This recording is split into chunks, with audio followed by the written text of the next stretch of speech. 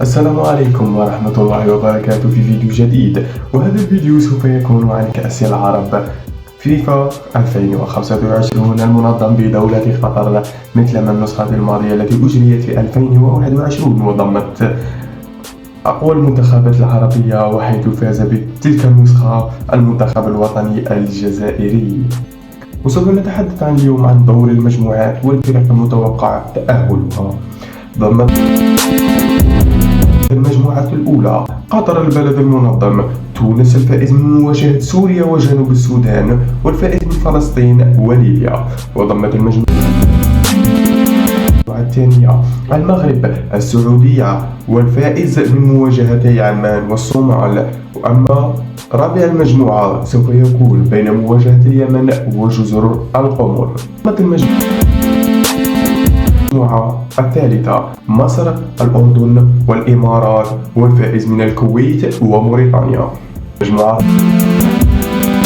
الرابعة التي ضمت الجزائر والمنتخب العراقي القوي، وضمت البحرين والفائز من البحرين وجيبوتي، والفائز من لبنان والسودان. المجموعة الأولى قطر تبدو كموضع تونس، وبكل تأكيد تونس أقوى من المنتخب القطري، فهي وصيف النسخة الماضية التي أجريت في قطر، وكانت تونس وصيف بطل العرب.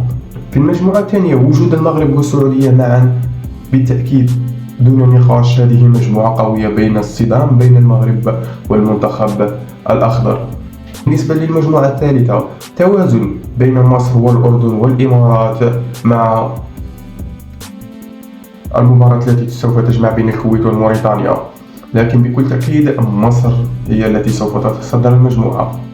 المجموعة الرابعة التي تضم الجزائر والعراق، بالتأكيد هذه هي أصعب بعد مجموعة مصر الإمارات والأردن. سوف نتحدث عن المنتخبات المتأهلة إلى دور الثمانية. في المجموعة الأولى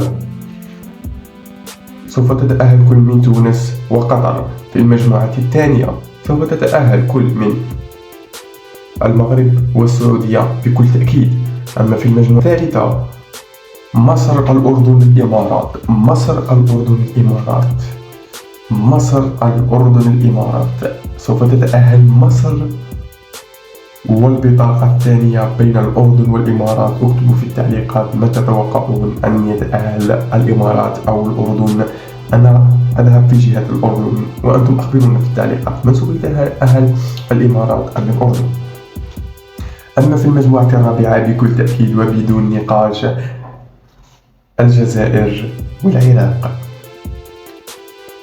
أما في دور 16 أو دور الثمانية، لدينا في دور الثمانية قطر، تونس، المغرب، السعودية، الإمارات أو الأردن، ومصر، والعراق والجزائر. من تتوقعون بطل هذه النسخة من كأس العرب، ومن تتمنون الفوز؟ اكتبوا علم بلادكم في التعليقات، ولا تنسوا الاشتراك في القناة ولايك للفيديو، والسلام عليكم.